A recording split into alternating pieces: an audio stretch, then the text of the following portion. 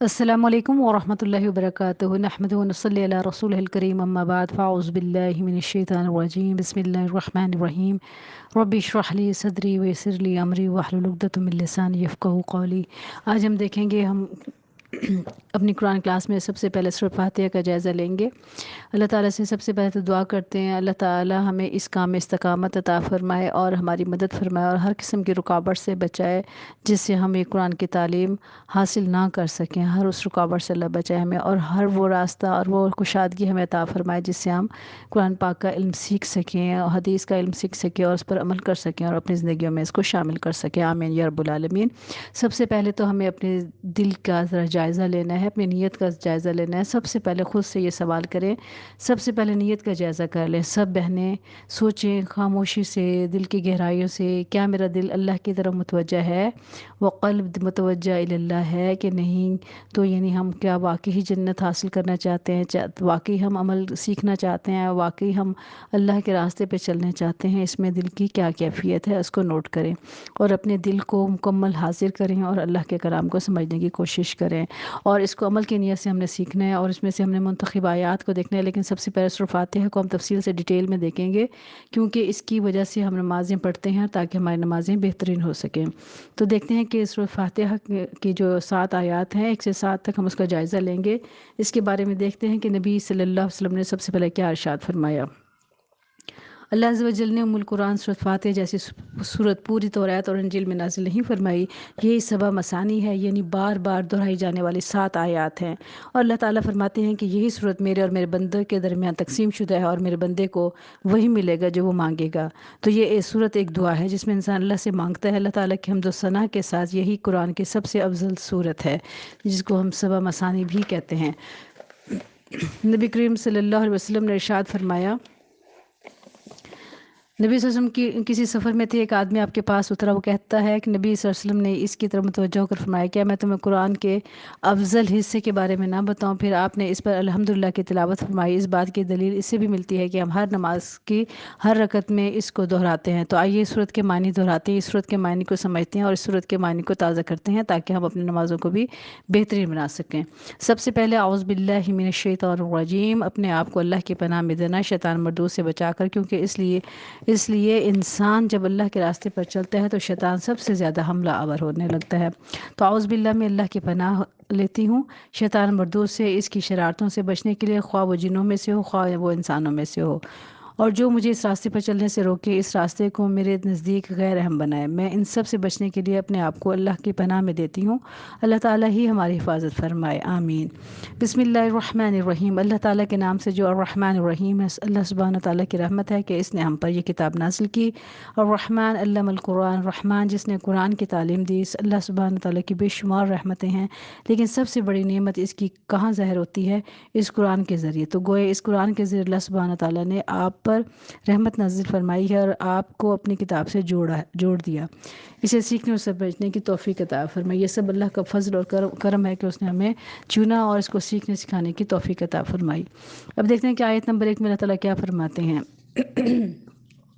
तारीफ़ अल्लाह ही के लिए जो तमाम कायनात का रब है। तारीफ़ किसी और की नहीं, मेरी नहीं, आपकी नहीं, किसी बादशाह की नहीं, दुनिया की रौनकों की नहीं, इन चीज़ों की नहीं जिनको हम पसंद करते हैं या हमारे दिल पर उतरती है। तारीफ़ तो अल्लाह ही की जिसने इन सब को बनाया। जब भी आप किसी चीज़ की तारीफ़ करें तो फ़ौरन अपने रब को याद करें कि असल तारीफ़ के लायक तो वो है जिसने इसको बनाया और फिर इसने पूरी कायनात को बनाया। और वो रब्बुल आलमीन है, वो सब का रब है। इनका भी रब है जो इसको मानते हैं और उनका भी रब है जो इसको नहीं मानते। लेकिन अपने मानने वालों के लिए वो ख़ास रब है। वो इसके ख़ास बंदे हैं जिनको वो ईमान, अमल साले और अमल नाफ़िया अता करता है और जिन्हें वो अपनी पहचान और अपना कुर्ब अता करता है।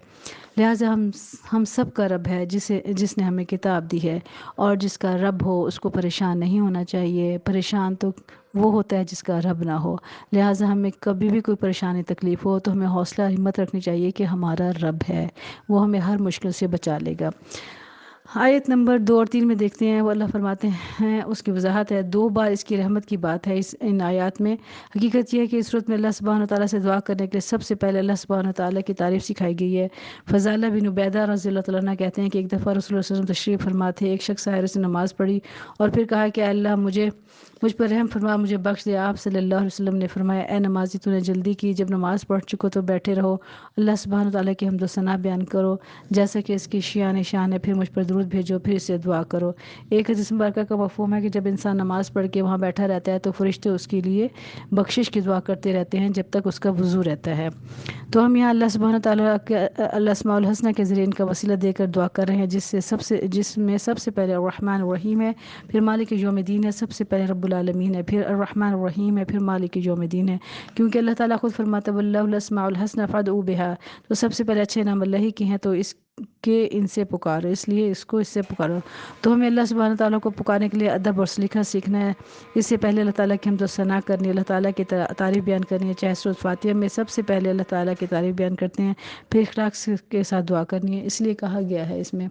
آیت نمبر 4 میں ہے، یعنی ہم تیرے ہی بندے ہیں اور عبادت کے لیے ہم تیری ہی مدد چاہتے ہیں۔ آیت نمبر 5 میں حقیقت یہ ہے کہ آیت نمبر 5 میں اللہ فرماتے ہیں، حقیقت یہ ہے کہ جب تک انسان کو سیدھا راستہ نہ ملے وہ سخت خطرے میں ہے، کیونکہ اگر وہ کسی غلط راستے پر چل پڑا تو اس کا انجام بہت بھیانک ہونے والا ہے، کیونکہ قیامت کے دن معمولی دن نہیں ہے، وہ بہت سخت دن ہے، وہ حساب کا دن ہے، وہ جزا اور بدلے کا دن ہے۔ اس میں کامیابی کے لیے ضروری ہے کہ انسان کو اچھے اور برے کا فرق معلوم ہے، صحیح اور غلط کی پہچان ہے۔ اس لیے یہاں ہم دیکھتے ہیں کہ جب یہاں اللہ تعالیٰ کی صفت بیان کی گئی اور اس کے فوراً بعد اللہ کی عبادت اور دعا کی بات کی گئی، تو اس کا بھی مقصد یہی ہے کہ انسان دعاؤں میں سب سے زیادہ ہدایت کی دعا مانگے اور نماز میں مانگے، تاکہ الٹیمیٹ کامیابی سے نصیب ہو سکے۔ قیامت کا دن کیسا دن ہے؟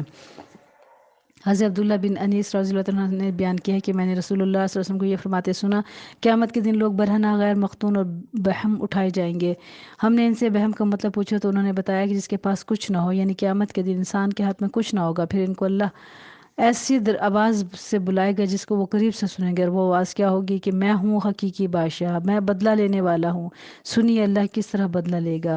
اللہ تعالیٰ فرمائے گا اہل جہنم میں سے اگر کسی جہنمی کو کسی جنتی پر حق ہوگا تو اس کا بدلہ لینے سے پہلے وہ جہنم میں داخل نہ ہوگا، یعنی بھلے کوئی شخص جہنم میں جا رہا ہو لیکن اگر اس نے کسی جنتی سے بدلہ لینا ہے تو وہ پہلے بدلہ لے گا، پھر جہنم میں جائے گا، حتیٰ کہ میں اس سے ایک تماچے یا تھپڑ کا بھی بدلہ لوں گا۔ تو بندوں کے حقوق معمولی چیز نہیں ہے کہ جن کے خلاف ہم جب چاہیں منہ کھول دیں اور جیسی چاہے غیبت کرنا شروع کر دیں، اور جس کی جب چاہے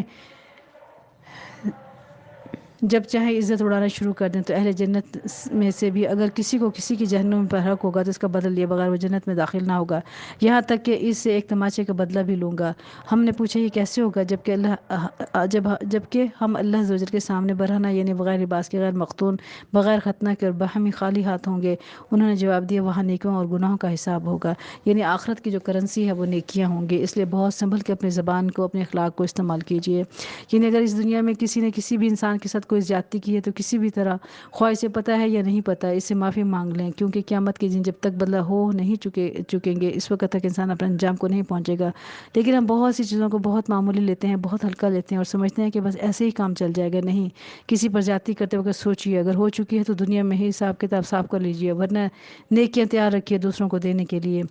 اسی لیے قرآن مجید کو پڑھنا کتنا ضروری ہے اور سمجھنا کتنا ضروری ہے، ہمارے لیے کیا حلال ہے، کیا حرام ہے، کیا جائز ہے، کیا ناجائز ہے، کیا فائدہ دینے والی ہے، کیا نقصان دینے والی ہے۔ اس قرآن کے بغیر لوگ ایسے ہی ہیں جیسے اندھیروں میں بھٹک رہے ہیں، اندھیروں میں بھٹکنے والا کسی بھی چیز سے ٹکرا کر نقصان اٹھا سکتا ہے۔ تو آیت نمبر 6 میں بھی اللہ تعالیٰ فرماتے ہیں صراط الذین انعمت علیہم، راستہ ان لوگوں کا جن پر تو نے انعام کیا، انبیاء، صدیقین، شہداء اور صالحین کا، غیر المغضوب علیہم، ان کا نہیں جن پر تیرا غضب ہوا، جس پر تو ناراض ہوا، ولا الضالین، اور نہ بھٹکنے والوں کا راستہ۔ تو اللہ سبحانہ و تعالیٰ سے دعا ہے کہ وہ ہمیں سیدھے راستے پر چلے، اپنی رحمت سے سیدھے راستے پر مرتے دم تک قائم رکھے۔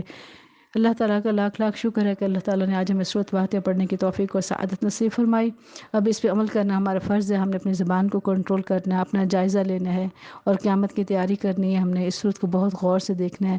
لیکن سورۃ فاتحہ کو اگر ہم کوئی تکلیف، کوئی پریشانی ہو تو علماء کرام فرماتے ہیں کہ 10 دفعہ سورۃ فاتحہ، 10 دفعہ سورۃ اخلاص، آیت الکرسی، اول و آخر درود شریف ہم پڑھ لیں 3 دفعہ، اور اس کے بعد مریض پہ دم کریں، اپنے اوپر دم کریں، تو اللہ تعالیٰ تمام بیماریوں سے بھی بچا لیتا ہے۔ تو ہر بیماری کا علاج علاج بھی اس میں موجود ہے۔